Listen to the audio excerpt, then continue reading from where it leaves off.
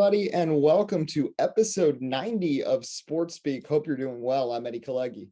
And I'm Tim Moore. We got a packed show for you. First time in like 3 weeks that we've had both me and Tim on at the same time. So perfect chance for us to get into a lot. And there is a lot of news to talk about. First off, any content about the NCAA tournament, March Madness. Of course, we have a lot of conference tournaments going on right now and it has been exciting. We'll be pushing that aside for next week's show as we get prepped to get ready to go in the NCAA tournament then, which will be kicking off 1 week from today, next Thursday afternoon. But the first four games obviously in Dayton before that, but the round of 64 next Thursday. Also a reminder on our Twitter at SportsSpeak Live, you can follow along with Tim and I's NASCAR pick'em. So far, I've got the lead through three races. Race 4 at Phoenix is this Sunday. Those picks will be available on Sunday morning before the race kicks off Sunday afternoon. But we got Rahill Jaiswal here now. John Boccio is also going to join us later in the show to talk some NBA. But the big news today, finally, after 99 days, the Major League Baseball lockout is over, and we will have baseball starting on April 7th. A lot of back and forth. A couple of times where we got our hopes up, it seemed like a deal was going to be reached and then things fell through. Of course, even today, even my New York Mets for some reason had a problem with the luxury tax law, and then there ended up being a hold up there. But ultimately, they pushed a deal through. No more 7-inning double headers, no more man on second base in extra innings, universal DH, 12-team playoff system. I think a lot of intriguing and kind of universally supported changes we saw for baseball. And although we'll see a week delay, overall, this could have been a lot worse. So I'll go to Rahill first. I mean, how are you feeling right now about the baseball structure, the decisions reached, and the fact that they were able to reach a deal and just lose out on a little bit of the season, but it looks like they're going to be able to make up all those games? Yeah. Listen, all those people who want to look at what the deal is, the new playoff format, now 12 teams in there, the universal DH. Can we just let's all stop complaining about that and just be relieved that we're going to have a full season? Because let's be honest, because all three of guys, all of us were talking off camp, like we were texting each other. It honestly looked like we were going to miss a month. Like it genuinely looked like we were going to miss at least 35, 40, maybe even 60 games of the season. We have a similar, instead of a 60-game sprint, a 100-game sprint. So the fact that they're going to get all 162 in is just a relief, and it's such a relief for baseball, because the last thing baseball needed was a lockout that was going to take up a third of the season.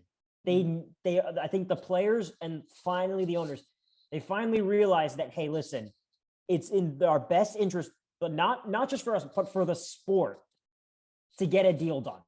Because baseball, I don't think, has received this much national attention, and it's not bright spotlight. So, I'm really happy they were able to get a deal done. We're going to have a full 162. It's going to be awesome. Free agency, I think, just opened tonight. So probably a lot more deals coming through. So it's a really exciting time for baseball. And the fact that we get a full 162 is just every single baseball fan just has to be relieved that they somehow got this done. Yeah, there's still a lot of big free agents in the market. Clayton Kershaw, Carlos Correa, Kyle Schwarber, just to name a few. So there's still some big moves to happen. Adam Frazier reportedly on the move to Seattle. So could see some trades. It's going to be a frantic next couple of weeks. Tim, what's your feelings, just getting baseball back?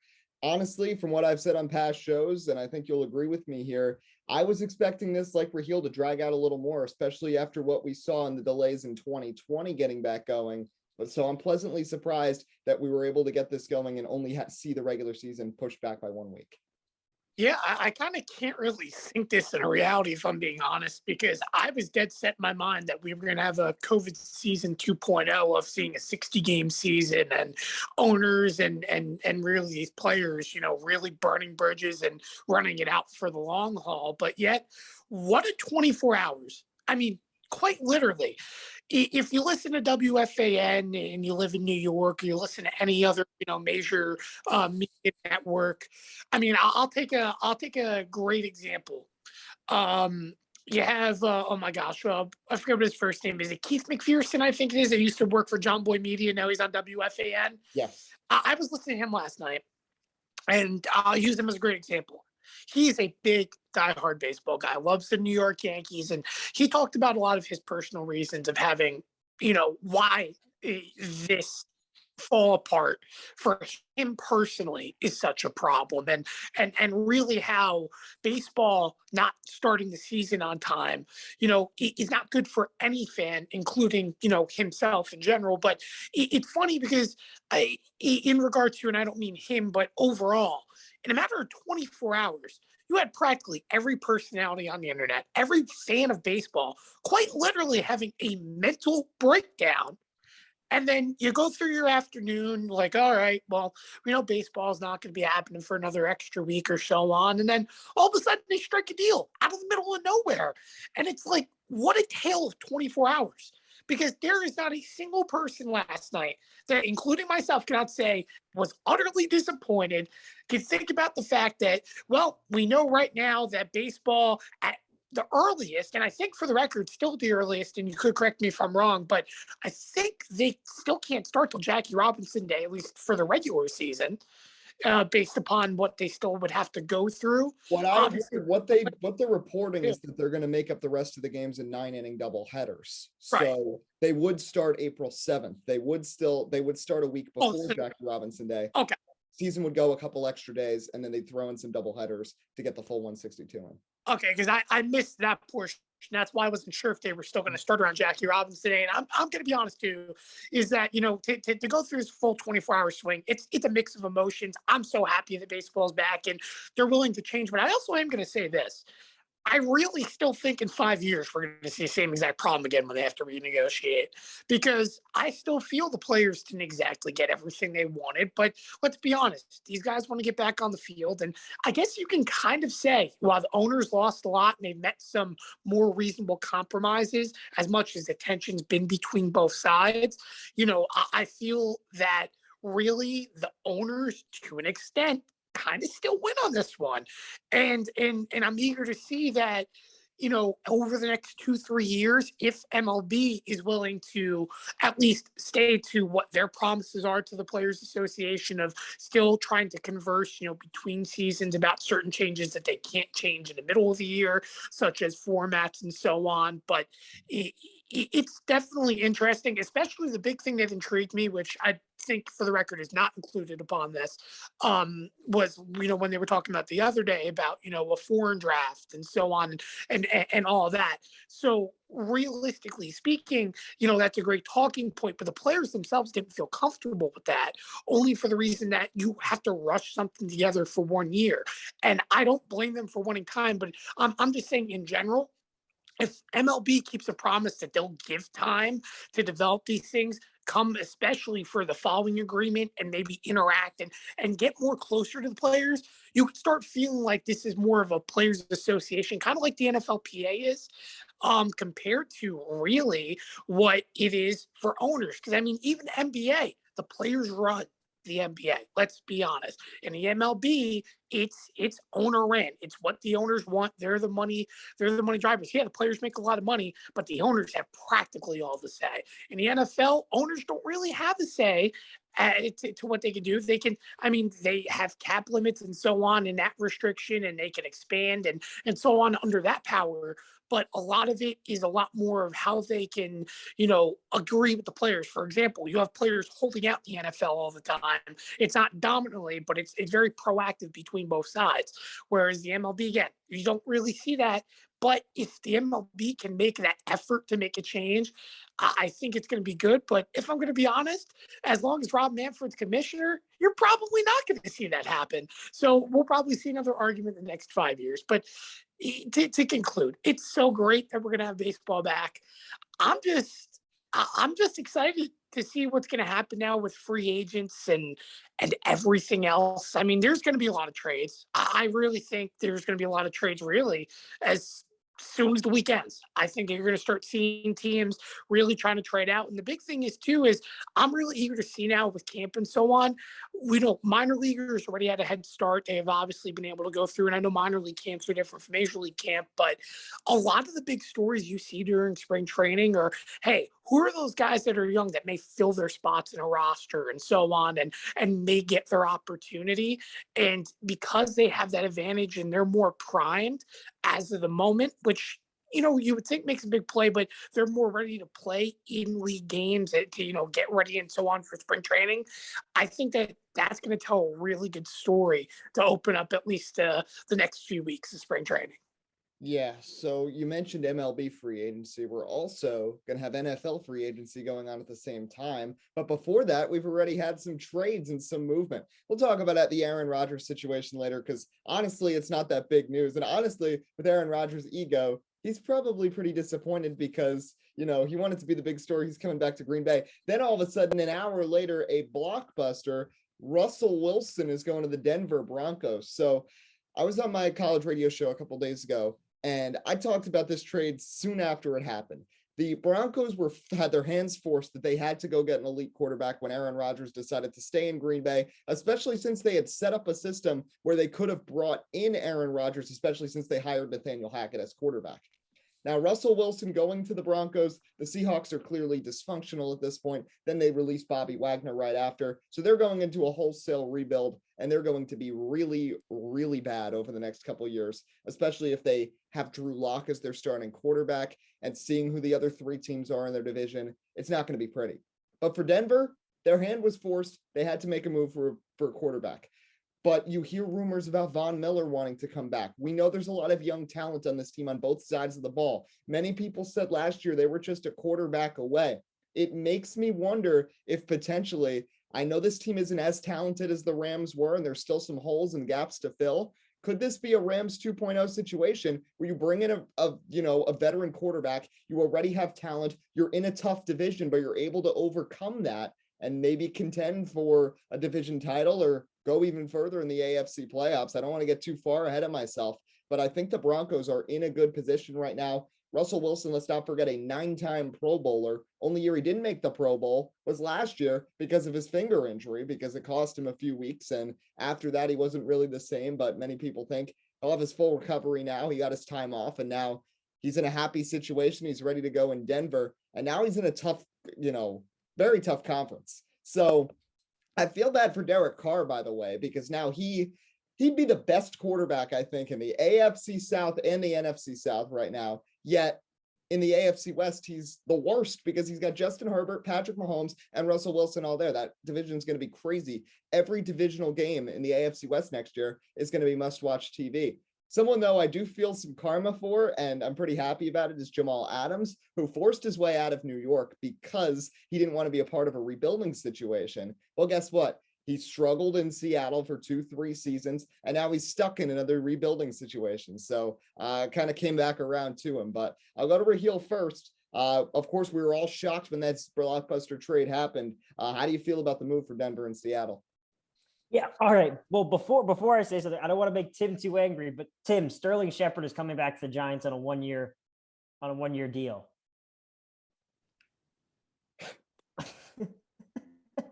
Okay. Well, you know what? I can't really hate on it. Just to give my quick reaction, I know the Giants need change receiving wise, and Sterling Shepard is constantly a liability because of injuries. But I can say this: when Shep is healthy, he is a good 2-3 receiver.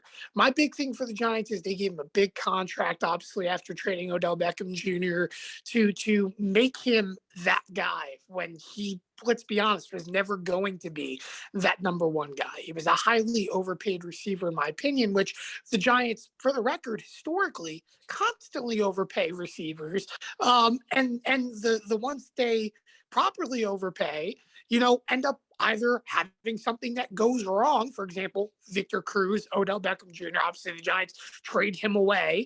But when it's all said and done, I think for Sterling Shepard, if he can prove himself this year that he's still always the receiver he is, I think it's going to be exciting. But at the end of the day, I mean, the Giants just need a rehaul. They need a rehaul. I mean, and the last thing I'll say before we continue on this blockbuster trade, if Mitchell Trubisky is a starter, I can't watch the team. I'm just going to be utterly honest. When I've heard this rumor and I thought it was a joke, oh, the Giants have interest in Mitchell Trubisky. Why would you trade a quarterback that is young and at least still has an opportunity for potential, even if he may not live up to that expectation, for a quarterback that's been in the league, has been a bust, and can't even produce near what his expectations were? If he was the answer, he would already have the starting job over Josh Allen. So that's not the case for Mitchell Trubisky. He was nothing in Chicago. What makes you think he was going to be something in New York? But as a backup, I'm okay with that. But having a conversation about him being a starting quarterback, it shows the Giants very well could be in shambles and a mess already. But now back to the trade. Okay. I just wanted to get Tim's reaction on that, Eddie, because we love a good Tim Moore rant. Yes. Going back to the trade, yeah.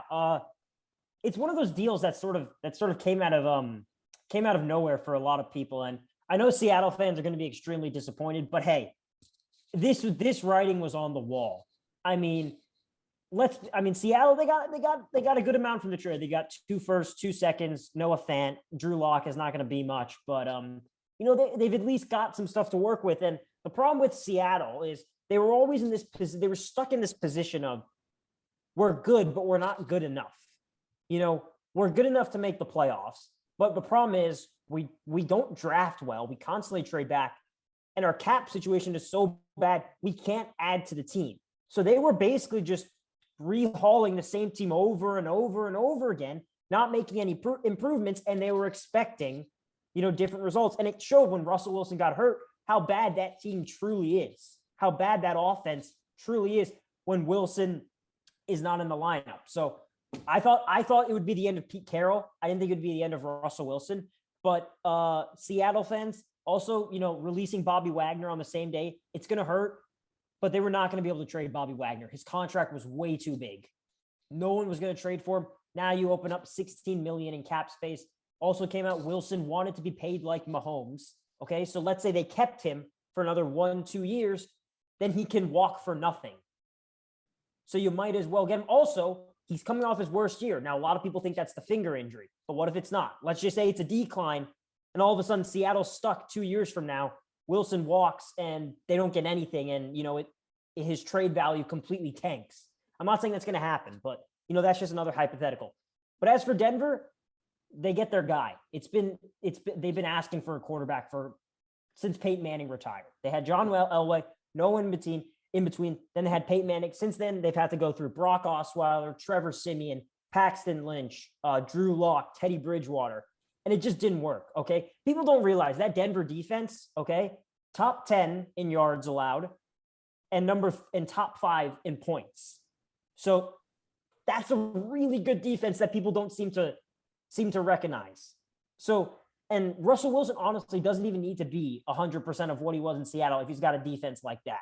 He just gives them 85% of that production. I mean, they won 7 games last year with Drew Lock starting. You put Russell Wilson in there, you have to think they're going to win 3 or 4 more games, because there were games where, they held Cincinnati to 15 points. They only scored 10. They barely lost to Kansas City at the end of the year. Twice actually they gave Kansas City a good fight. You put Russell Wilson in there, that's a completely different story. And the weapons, I know it might not be as good. They're probably not as good as DK Metcalf and Tyler Lockett. But, all right, Jerry Jeudy somehow caught for 1,000 yards with going through 5 different quarterbacks who are absolutely horrible. Okay, Cortland Sutton, this is his second year off the ACL injury. Before that, he made the Pro Bowl. The second year tends to be the one where guys return back to full strength, and normally takes a full season. So that's good news. Tim Patrick, he's a great sort of speedster down the middle of the field. Javonte Williams turned himself into an unbelievable. I mean, the guy was breaking tackles left and right. And then you've got a good backup in Melvin Gordon. So it's a good offense. And one more thing I'll say about Seattle, the thing that really just sticks in my craw, I'm not even a Seahawks fan. They needed to do this. They basically traded away Russell Wilson to get 2 first-round picks to make up for the Jamal Adams trade, because they gave up 2 first-rounders for Jamal Adams. And so they're like, oh, crap, we got to get 2 first-rounders. And they trade Wilson away. That's the thing that's going to stick in my craw with Seattle. Tim, how about you? Your opinions on the trade? Well, I just do want to add on to that last point Rahill made, because obviously, yes, Seattle, that's all they needed. But the other thing, too, is, when I think about the offense for Seattle and maybe what really has fallen apart for Wilson, particularly over the last 2 years, as compared to back in 2013 through the 16 era where the Legion of Boom existed, is more the fact of this, is that I feel that really, if there's one thing outside of obviously the defense that has been inconsistent for Seattle since the departure of Richard Sherman, Earl Thomas, and everyone else, it's been arguably the fact that he's never had a consistent running back. If you think about it, don't get me wrong, Chris Carson is a great running back. But the fact that you can't focus on him being healthy. I mean, they had what? Rashad Penny, all these other backs that have filled in and played whatever. And a lot of the emphasis has gone on Russell Wilson. Now, don't get me wrong. It's not to the status of Drew Brees back in New Orleans. Of course, though, we're talking about two different styles of quarterbacks at the same time. But I think the big thing is this, is that Seattle's balance was a lot less focused because they were never able to fully find a person after Marshawn Lynch on that offensive end that they can trust to be healthy. The receivers, they were luckily healthy, made them productive and so on. And you had a good quarterback, which is great. But they never were able to fully, in my opinion, play a balanced offensive football that ultimately propelled Seattle to being that overly elite offense that we know them to be. And but that does not undermine, for the record, Russell Wilson being an elite quarterback, because despite for the first time in his career being below 500, and I understand the finger injury, but there is no denial that Russell Wilson is still a top 5 quarterback in the NFL, no matter what level he is. And the fact of the matter is, he up there, and I'll even throw guys like, for example, Aaron Rodgers, Dak Prescott. And I know Dak Prescott may sound a little bit crazy, but in terms of compact throwers that have a good pocket awareness, it's the same situation for Russell Wilson. And I really do think that Wilson's going to shine in Denver. My big thing is this, is that he didn't really have an O-line in Seattle. That's been the problem his entire career, outside of the halfback issue. While it's going to be a little bit better in Denver, I still feel they can make that O-line still a little bit better, especially in the interior offensive line position. But overall, I mean, again, Melvin Gordon, great back, as someone that could be a versatile third down pass catching guy, and obviously they have two backs that they can work with. But the big thing is for that answer being solved, they can have a balanced offense. I think the big thing that they, like I said, they need to focus on getting a couple of linemen and turn around and maybe just get one more target. I was very impressed last season by Tim Patrick, and I do agree Sutton could rebound as well as Judy, but at the same time, I don't feel any of them have been really big playmakers or good stats producers. Like, I'll give you an example. Jarvis Landry is a great stat producing wide receiver, but he's never been a playmaker really throughout his career after he left Miami. And even then, he was a reception type of wide receiver that he just caught the ball for a lot of possessions, and that's how he racked up his yards. That's what I feel like we see a little bit right now in Denver in regards to the wide receiver core. And by no means, for the record, does that mean they're bad wide receivers. They're all great. They're all great receivers. But if you're going to find someone that's going to be explosive, dynamic, I think they go out there, maybe they get that fourth big receiver that this team needs. And I will almost guarantee this fact. You will see Russell Wilson in the Super Bowl in the next 2 years, because you compare that situation to the Rams. And, by the way, too, I think it was Eddie, it was you that mentioned it. I don't exactly fully like the comparison to the Rams, only for one reason. Yeah, they felt like they were a quarterback away with Matthew Stafford, but that doesn't undermine the fact that the Rams have consistently bought and invested into key parts throughout their team over the last 3 to 4 years, setting up for that point. They were constantly trying and failing with big players, such as Marcus Peters, for example, in the defensive end, where you couldn't find success, but you constantly were rinsing, repeating, and changing something with one consistent until you change it, which was the quarterback position. I do agree the quarterback position is holding back Denver, but really that team hasn't changed much over the last few years. And they need now, obviously, trading away Noah Fant, all these other guys. That is an aspect of change. I would love for them, for the record, to bring back Von Miller. But when it's all said and done, that defense still needs a lot more change, in my opinion, to be the top elite defense that we remember Denver to be. And when it's all said and done, I think if you're going to compare the two, you got to give you got to give the Rams a lot of credit, Los Angeles, that they've been constantly changing the dynamic of football over the last few years. I'm not saying the Broncos, for the record, can't succeed, but I think the situations to me are just a little bit comparable outside of the quarterback position, because in my opinion, the Rams had a lot more than what the Broncos have as of this moment when they started their process. That's true, but at the same time, I feel like we don't know what else the Broncos are going to do here. And they're certainly not done with just bringing in Russell Wilson. This is a team that also has a lot of salary cap space. And you can mention that the Rams were in a process of growth. I mean, they did bring in Jalen Ramsey, and you mentioned the Marcus Peters experiment, and even, through the draft, the Jared Goff experiment over the few years that did get them to the Super Bowl. That being said, what really was the difference maker and carried the Rams to the Super Bowl were those other moves they made last season of not just Stafford, but Odell Beckham Jr. down the stretch was so clutch for the team. Von Miller made some huge plays in the Super Bowl. Even Eric Weddle stepped up and came out of retirement for that team. So if the Broncos can make similar moves, Denver has always been an attractive franchise. The Broncos, they were able to retool and get so many guys that were interested in playing with Peyton Manning 6-7 years ago when they made the run to win Super Bowl 50 over the Carolina Panthers. I think there is a good opportunity for this team to do something similar here with players that want to latch on and play with Russell Wilson.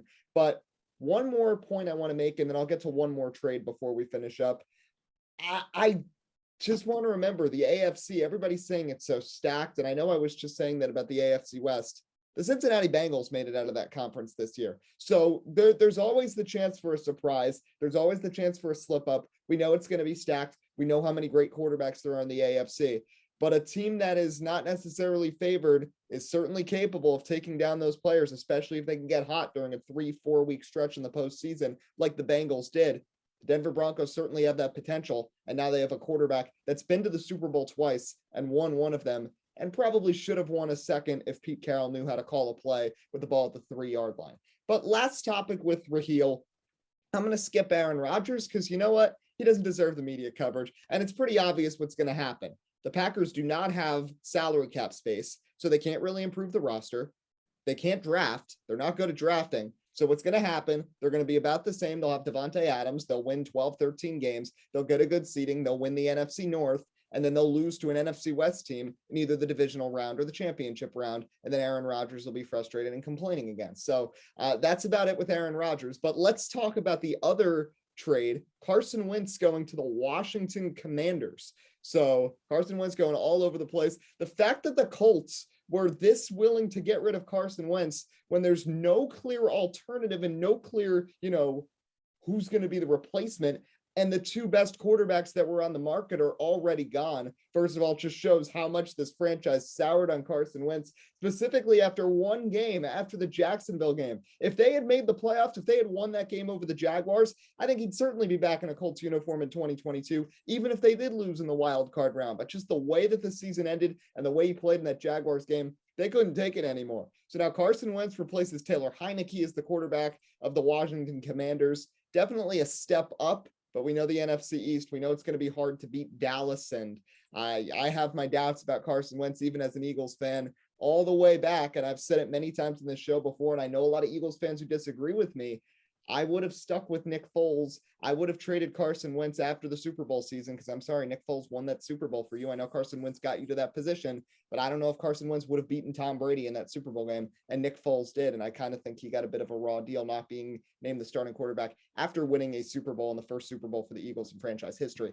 But that aside, Carson Wentz now has an interesting schedule too, because he has to play the Eagles twice. He has to go to Indianapolis, and then he has to play in Jacksonville against Doug Peterson, who of course is the coach who benched him last year 2 years ago in favor of Jalen Hurts in his last season in Philly. Oh, by the way, there's a game against the Chicago Bears in the schedule, and the Bears' backup quarterback is Nick Foles. So that's going to be interesting to see how that scheduling goes. But I'll go to Rahill first. Your feelings on this Carson Wentz trade and how it maybe improves Washington's potential chances to contend in the NFC East.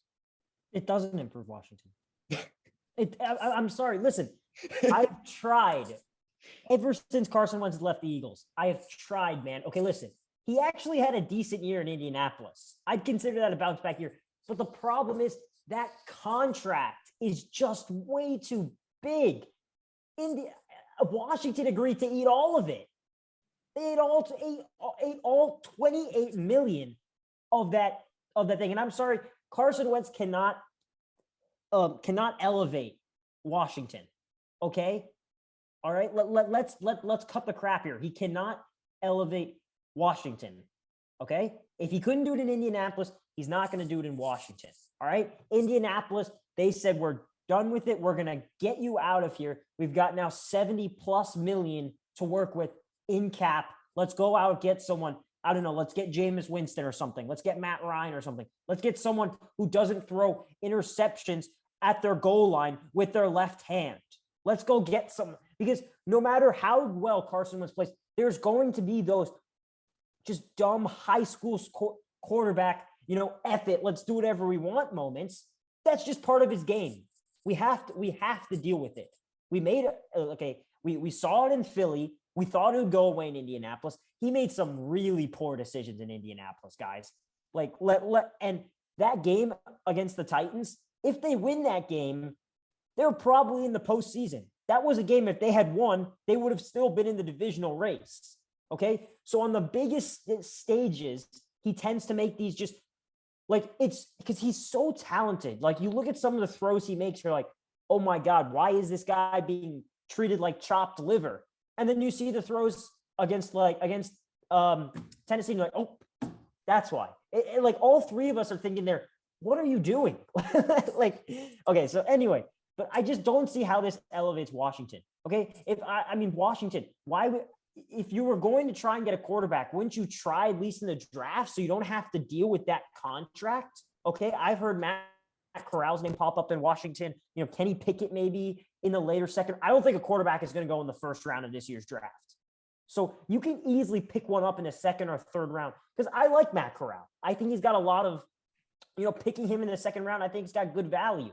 And I think that's much more better long-term than trying to eat Carson Wentz's $28+ million contract. Okay. Because keep in mind, how are you going to extend now Terry McLaurin? Because let's be honest, if McLaurin had a chance, I think he'd walk. And he's like the only consistent weapon they have besides Antonio Gibson.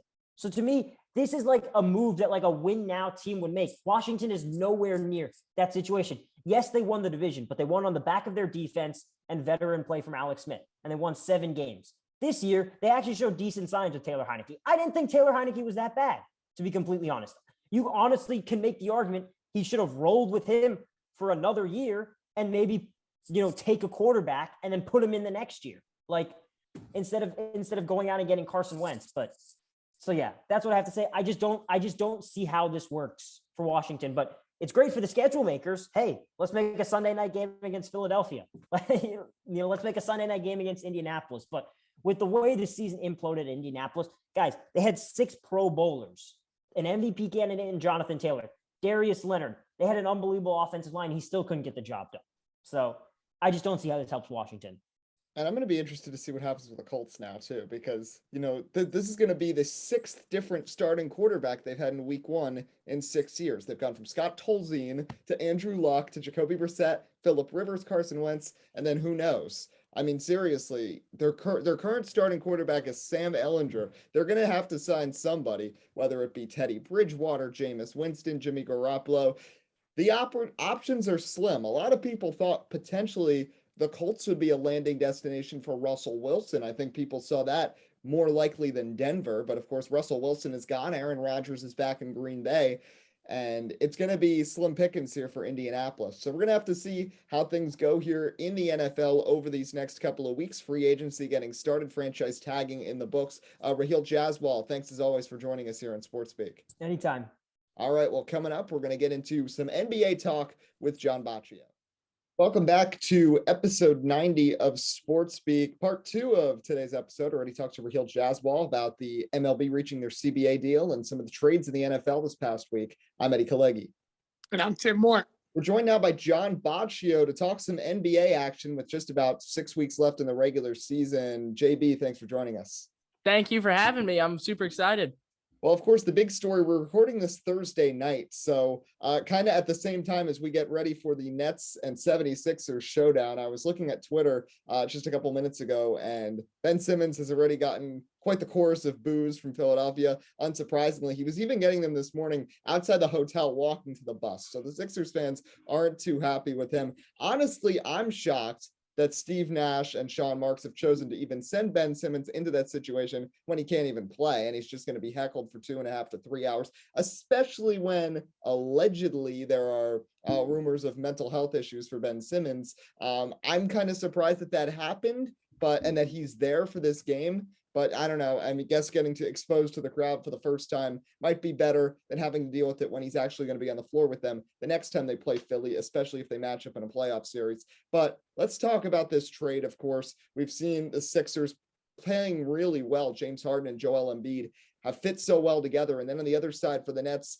it's a work in progress, but they're coming off of a strong game. Kyrie Irving with 50 points against the Charlotte Hornets. Kevin Durant is back from injury. Sometime soon, Ben Simmons will be on the court, but Seth Curry and Andre Drummond have both looked really good.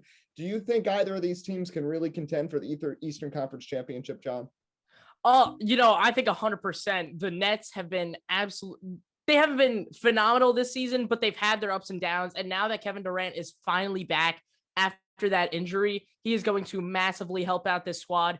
And with vaccine mandates potentially coming down a little bit in New York, Kyrie is going to have a ton of opportunity to play in home games finally. And I think if Kyrie is playing in home games, the Nets will just be that much better. So I think 100% the Nets have a huge shot at that conference title. And the way that James Harden and the 76ers have just gelled so far has been immaculate. He's finally found a home. He's averaging about 25, 12, and 7 on the 76ers. I mean, he's got the MVP or one of the MVPs down low and an incredible backcourt mate in Tyrese Maxey. So I think 100% James Harden and the 76ers could go to a conference title. They could even be in the NBA Finals if everything goes right.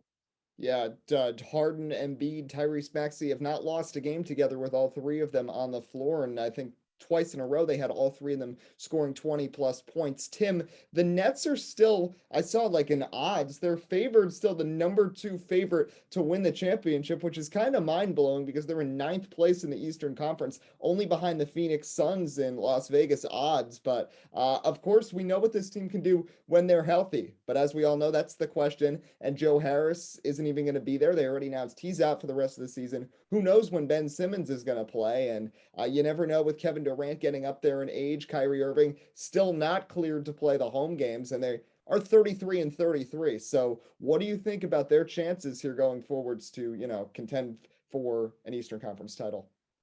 Well, I mean, let's be honest. The one thing the Nets are going to have to do if they stay where they are right now is that they're going to have to play good basketball when it matters. You're going to play against tough opponents that are going to be seeded a lot higher come around the playoffs. And, let's be honest, it's been an underwhelming start for the year for the Nets. And, they go through the whole trade process with James Harden and so on. But like we first reacted when this trade first happened, Eddie, I felt like it wasn't a lose-lose. And I still, for the record, don't feel like it was a lose for anyone. The 76ers get a big shooter, that big guy that they need to perhaps carry them to an Eastern Conference championship. And the Nets are still in a win now situation. I mean, let's be honest. You don't know how much longer you will have Kyrie Irving or Kevin Durant on that team for. And the fact that you could turn around, provide depth, which was the big conversation for this team moving forward, is still a big perk for me. But the big thing as well for the Nets is this. It's still always the if. And that's what bugs me about the Nets more than ever. I have a lot of confidence in the 76ers that they will be successful, but the Nets, it's, well, if Ben Simmons returns, if they stay healthy. For example, you mentioned Joe Harris and so on. And it's like, I'm just still worried that if Kevin Durant gets hurt again, if all these things, and if those ifs play out, the Nets will be successful. But again, I feel like this team is going to be a competitive playoff team. And by the way, too, I feel like we talk about this every year, at least since the play-in tournament's become a thing. But it feels like now at this point, any team that secures a 1 seed, I feel like still is never a favorite to win a championship. And let's be honest this year, the Eastern Conference has been completely balanced. The fact that you're talking about a Nets team that isn't even inside the top 6 as a potential of winning an NBA championship, any other season would be considered mind-blowing. And the fact of the matter is, I mean, you look at it right now, the Miami Heat are the 1 seed in the Eastern Conference. I think that, to me, first off, that's something that we talked about, all the big moves they made this past offseason, that to me, that's mind-blowing that they sit in this position at the moment. But it's more the fact of the matter is that, you know, you're not really set in that Eastern Conference of who is that top team. And on the Western Conference, yeah, the Suns have kind of diversified themselves as the top team in the Western Conference. But I also do want to point out, this is the same team that's lost to some pretty good opponents this year in some big games. And a lot of their losses have come in big games. And that doesn't mean that come playoff time, they won't overcome that and learn from that, especially being in the NBA Finals just a season ago. But the fact of the matter is that I don't really know still if the Suns can beat a Golden State Warriors. I don't even know if they can beat the Jazz. The Jazz, if I'm not mistaken, have the season record on them this year. And I'm not saying the Jazz are going to make the NBA Finals, but the point is that if these two happen to find each other in a series, it's all about who you play, when you play them, and who's going to be on the floor. And you have to remember this one thing, too, every single year. I know I mentioned a health factor for Brooklyn, but every year for every team, it feels like there's always an injury that happens in the playoffs. It feels like that way. So my big thing in terms of Phoenix, can you be healthy and can you avoid the inevitable come the playoffs? If that's the case, I think the Suns go to another NBA Finals. But on the Eastern Conference side, it is anyone's game. I'm confident in Philadelphia. I'm confident in Brooklyn. But I could say that about 6 other teams on the Eastern Conference side. Yeah, and it's funny how the Heat are the 1 seed, but in terms of odds, they're 5th in the Eastern Conference right now to win to make it to the NBA Finals, behind the Nets, behind the Bulls, behind the Bucks, and behind the Sixers. So they're still underrated as the number 1 team. You mentioned the injuries with Phoenix, of course. Chris Paul currently out with that finger injury. He's probably going to miss most of the remainder of the regular season. So really not sure how healthy he's going to be, and also as he gets older. This does give him a little bit of a rest to rest those legs, and with the minutes piling up, especially with the load he carried last season for this team. But you still have a lot of questions there. But let's talk about another team that's in the play-in position, John, and that's the Los Angeles Lakers, who just had arguably their most embarrassing loss of the season last night. And that's coming off of only a week and a half after they lost at home to the Pelicans in a nationally televised game by 30 points. They lose to the Rockets last night. LeBron James pulls a full Ben Simmons, passes up a potential game-winning layup to kick out to a terrible Carmelo Anthony shot, and then the Rockets put up 19 points in overtime and get the win by 10 points over the Lakers. Rockets' worst team in the NBA, 16-49, but they take care of the Lakers, who, aside from Anthony Davis being out, are totally healthy. So at this point with the Lakers, do you think there is any chance that this team can go on any sort of a run here in the postseason, since they do have LeBron James and Russell Westbrook, or are they going to just be out right away in that play-in tournament? Now, look, the big question with the Lakers is, how does Anthony Davis play when he comes back? And although Anthony Davis didn't play incredible in his, I can't even count 40 games this season, it seems like the man is always injured. If he can come back and play like he did in that 2020 season, where LeBron and Anthony Davis were just unstoppable on that pick and roll, I think 100% there's a shot of them making at least one series jump in that playoffs.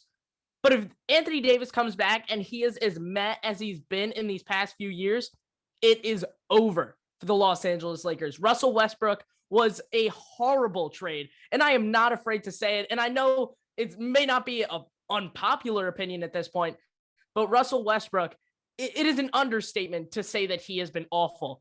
He does not gel with the Lakers on the court. Everything just isn't there when Westbrook is handling the ball. And LeBron James just had 56 points against the Golden State Warriors. A 37-year-old dropping 56 is what he needs to do to get a 6-point win. And I get it's the 3-seeded Golden State Warriors, but come on. The Lakers need to be better than this. They are the biggest disappointment of this season by far, and they are 20% below their expected winnings this season at this point. it has been a god-awful season for such a hyped-up franchise. And if everything doesn't go right, I see either a first-round exit or, dare I say, out in the play-in.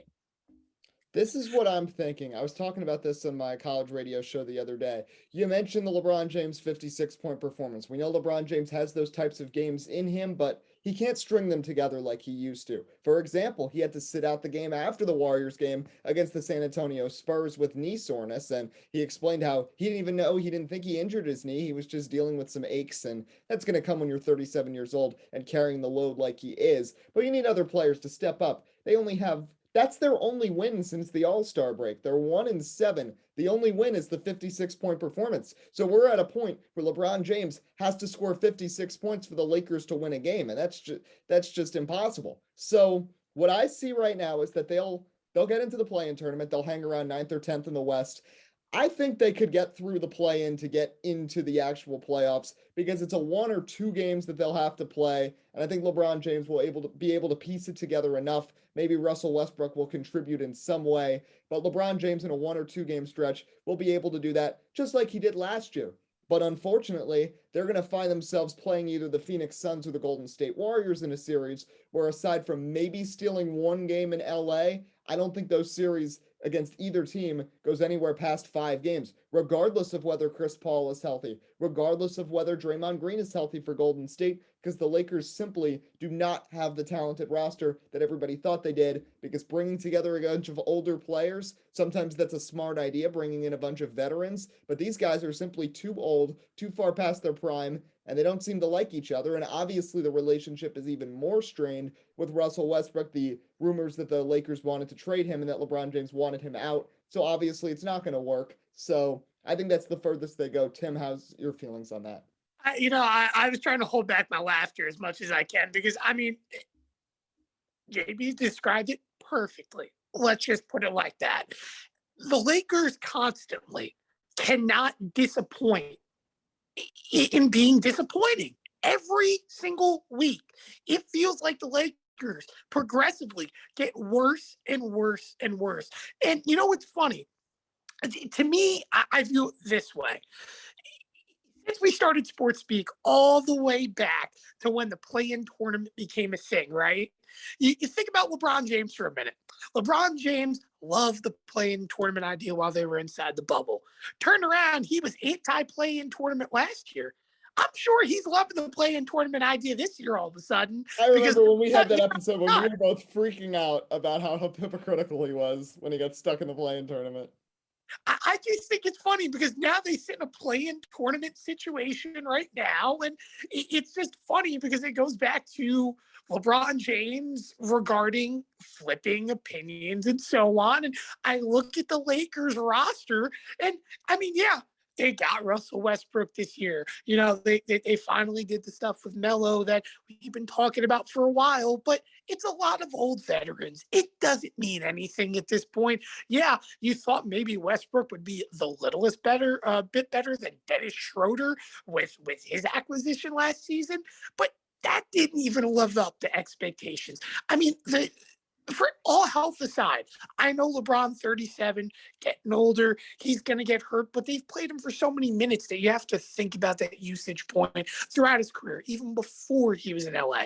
Anthony Davis, if he could stay healthy, yes, they can find ways to be productive. But the Lakers have so many problems with this team, dating all the way back to even before LeBron James became a Laker. The fact of the matter is that they need a whole change as an organization, and they need change to this team. They cannot be the winning era that we knew them back to be with Kobe Bryant. And this is for the record, no diss to LeBron James, but I know LeBron James, outside of 1 year of his career, always made the playoffs and so on, is known to be a winner. But when it's all said and done, not even LeBron James could fix the Los Angeles Lakers and the downfall that they had after Kobe Bryant retired. And I view it as, even towards the end of Kobe's career, for the record, not even Kobe could fix it. it's been a problem for the while. And the big thing is the Lakers just need to change their ways. I know they won a championship, but you can also say that championship was an asterisk mark where things were unexpected. So I just view it as the Lakers need change. It's as simple as that. And it's not going to come this year. It's probably not going to come for another 2-3 years. It probably won't come until maybe LeBron James retires and his son's in the NBA. So I just view it as the Lakers, a big market team. Everything else in LA all of a sudden looks a lot more shining and promising than the Lakers. And no one ever thought we'd be talking about that. But it's gotten to that point where they're a constant disappointment week in, week out, and they're declining. And we're talking about, for example, the Golden State Warriors game where you win by 6 and LeBron James has practically one of the best nights of his career. When would the Lakers in the past ever, even back in their championship run, when would a Lakers team like that ever even be close? LeBron James found a way to carry the Cleveland Cavaliers only so far with even less depth, in my opinion. There's a lot more problems that have to be going on with the Lakers, which is the point. And yeah, health has a lot to do with it.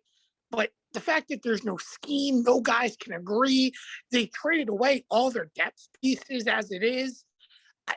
I mean, we're seeing the Bulls work, right? We're seeing the Pelicans at least show some promise. So there's got to be something here that they can do to change, but it's not going to be this season. And I have no expectation for the Lakers moving forward.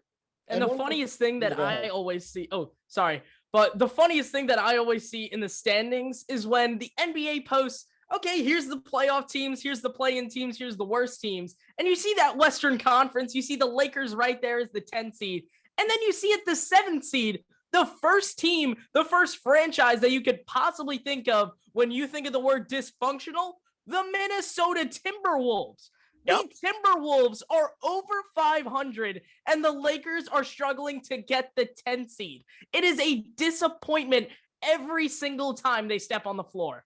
And the fact that they're competing with this, the big celebrations we keep seeing with the Lakers too is when they beat the Sacramento Kings. I mean, you got to be able to beat those teams, and you lose to the Rockets, you lose to San Antonio. I mean, those are the teams in the bottom of the West that they need to beat up on. And 2 years ago they did. And, you know, we don't need to turn this into a whole LeBron James bash fest because that's what Undisputed is for. But I do want to say one more thing, because I was in Chicago the weekend that LeBron James tweeted about how the Lakers, the Rams, and the Dodgers should do a combination parade celebration for all 3 of their championships because the Rams had just won the Super Bowl. That's all fine and dandy for the Rams, but the Lakers won their championship 2 years ago in a bubble. Half the players that were on that team aren't even there anymore. And to make matters worse, he's tweeting about that when his own team is 7 games under 500 and barely hanging on to a spot in a play-in tournament that he goes back and forth about whether or not he even likes. So that's about it with LeBron James. I will say, though, performance-wise, statistically, he's having a great year. And I mean, for a 37-year-old, it's unprecedented. But the Lakers are not giving him any help. And I will say, it's not all LeBron's fault. And they got to try to find some answers. And Russell Westbrook has just been an utter embarrassment. And one of my favorite things on Twitter now, after any Lakers game, is going to see all the lowlights that Russell Westbrook had posted all over Twitter by Rob Perez and everybody else when he's trying bank shots that hit off the top of the backboard. It's entertaining. It's entertaining. It surely is. But let's talk about a team that's doing much better in the Western Conference before we get to our last segment. The Memphis Grizzlies, who are the 3 seed right now, but there are a lot of people that have their doubts because this team certainly hasn't gone this deep in a long time, really ever in this Grizzlies franchise. They've been one of the more dysfunctional franchises in the Western Conference. John Morant, a lot of people have him high up on their MVP list. Last week I said I had him in 5th place, and there's been a lot of debate about, can the Grizzlies make a deep run with a young team? So I'll pose that question to you, John. Do you think this team has any chance to really contend in the Western Conference and go deep in the playoffs? I don't think it's a chance. I think it's a guarantee that they win at least 2 playoff series this year. I mean, John Morant is playing at an MVP level, and we always talk about that 3rd year with point guards, and it is the 3rd year with John Morant. He stepped into that top 5 MVP candidate, and he has got the supporting cast. he has always wanted. Jonas Valanciunas has become an incredible move. Getting him off your roster, let him go to a different team, or rather, not getting him off your roster, acquiring Jonas Valanciunas has been incredible for this squad. And not only that, but you've got guys on your roster like a Jaren Jackson Jr. You've got Desmond Bane, and Desmond Bane was the steal of his draft class. He has been undoubtedly, to me, the second best player on that Grizzlies team. He's shooting it phenomenally from beyond the arc. And Jaren Jackson Jr. has been absolutely incredible. He's never been known as a rebounder, but he's grabbing a couple of boards this season. He's always been known as a three-point shooter, and he's knocking them down this season. And those are the type of guys that the Grizzlies absolutely need to pair with a guy like John Morant. And Derrick Rose MVP things are going to go around constantly. And I don't know if I want to go that far just yet, because I feel like people are starting to forget the greatness of Derrick Rose in that season. But let me say, John Morant is not too far off. And this team is playoff ready. Let me tell you, they won 2 games in the play-in last year. They claimed that 7th seed. And not only did they claim the 7th seed, they stole 2 games in Utah Jazz's home. In that playoff series, the Utah Jazz would end up winning, but 2 games in a season where John Morant wasn't as good as he is right now. Desmond Bane wasn't as good as he is right now. Jaren Jackson coming off an injury. The roster just not sculpted to the best of its abilities. Even Kyle Anderson, slow-mo, is playing incredible this season. There is no way you can understate how good the Memphis Grizzlies can be, and I think they are a top 3 team in the association right now. Now I got to follow up because you said they could win at least 2 playoff series. So you get past the 1. Now they're the 3 seed. Suns are probably going to get the 1 seed. So you have them beating the Warriors in a second round series? I think they can do it. The Warriors are an incredible team, and Draymond Green is that type of guy. I'm not even going to mention Steph Curry because we all know what Steph Curry can do. Draymond Green is that type of guy where he can win you a playoff series on his own. But I think if you match up the Memphis Grizzlies to the Golden State Warriors, the Memphis Grizzlies, all in all, have the depth on them. Yes, the Golden State Warriors have an incredible bench squad, but that starting lineup is what's going to make the difference. John Morant can outmatch Steph Curry in a couple games. They can win 1 or 2 purely off of a John Morant masterclass. Jaren Jackson has gone out for 30 in big games this season. He's a guy that is used to the big stage. And Desmond Bane is always there when you need him. The 30th pick in the draft has been incredible for the Memphis Grizzlies squad. And Klay Thompson, all in all, has not been anything special. He hasn't been the guy that we know Klay Thompson to be, and I'm not faulting him for that. He's coming off 2 straight season-ending injuries. But wow, the Memphis Grizzlies are absolutely insane. And if you match them up player against player, it may not look great, but the chemistry of that squad can win them 2 playoff series. And I think if you match them up with the Golden State Warriors, like they've done this season, they can beat them in 4 games. So let's finish. We've been talking about John Morant, and let's make our MVP picks right now with 6 weeks left in the season. Now, last week when I did a solo show, I did my MVP listing. I had DeMar DeRozan at the top, and I mentioned how this list fluctuates, and it will fluctuate week to week. And since then, the Chicago Bulls have taken a bit of a step back, and the Bulls simply cannot beat teams that are in the top 3 of either conference against the Warriors, the Suns, the Grizzlies, and then the Heat, the Bucks, and the Sixers.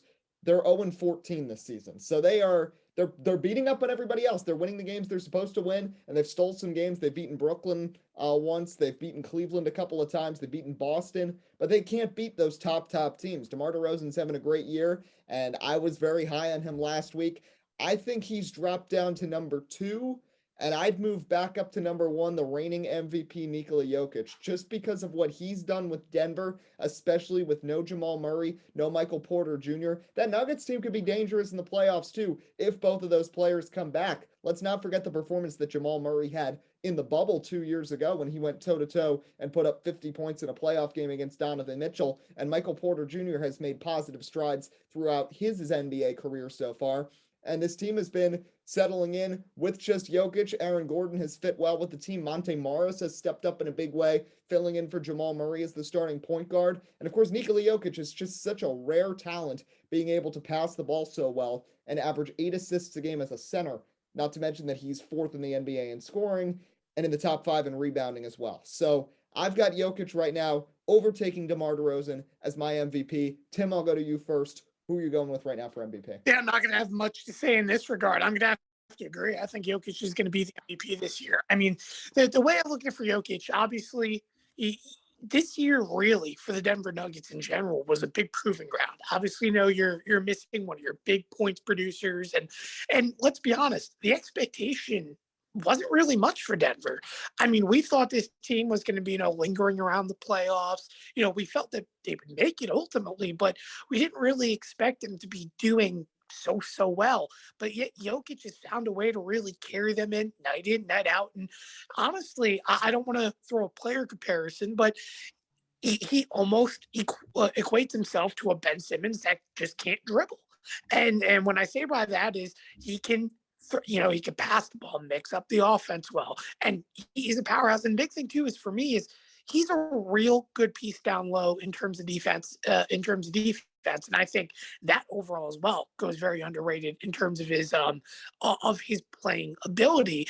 But for me, for Jokic, it's more of if you look at players this season that have been so successful all around the basketball, I really can't circle anyone else in my opinion. And maybe, John, you can correct me if you feel there's someone else, but I really feel that Jokic all around has played the best game of anyone there is. And when we've talked about the MVP, if I'm being honest, the last few seasons, that aspect to me at least has gone a bit ignored, is that it hasn't been the best all-around basketball player. A lot of it's been offensive based, but yet we're not seeing that this year. And I feel that Jokic is definitely deserving, has proven that not only can he keep a team that doesn't have all the pieces together in the conversation, but he's also proven that he's a lot better than what even maybe last year had proven when he won MVP.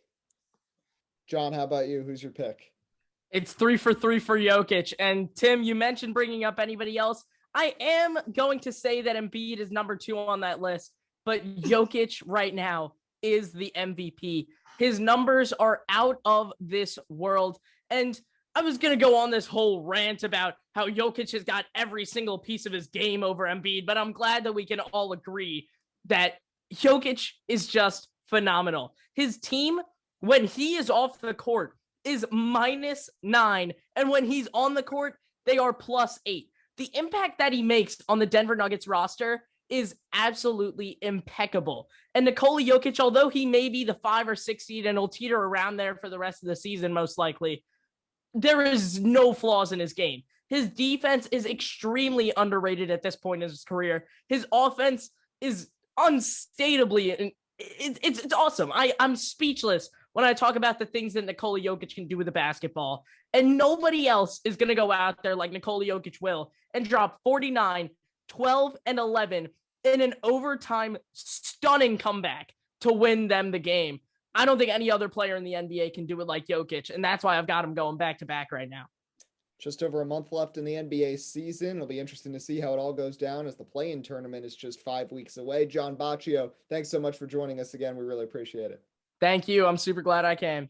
All right, well, that's going to just about wrap up our show. A thank you to John and Rahill Jaiswal for joining us. Next week, it's all March Madness talk. Of course, the NCAA tournament getting started with the play-in first 4 games on Tuesday, and then the round of 64 kicks off Thursday. A reminder, you can follow along on our Twitter at SportsSpeakLive for news about episodes and with Tim and I's NASCAR Pick'em. But until next time, we hope you have a great rest of your weekend. I'm Eddie Kalegi.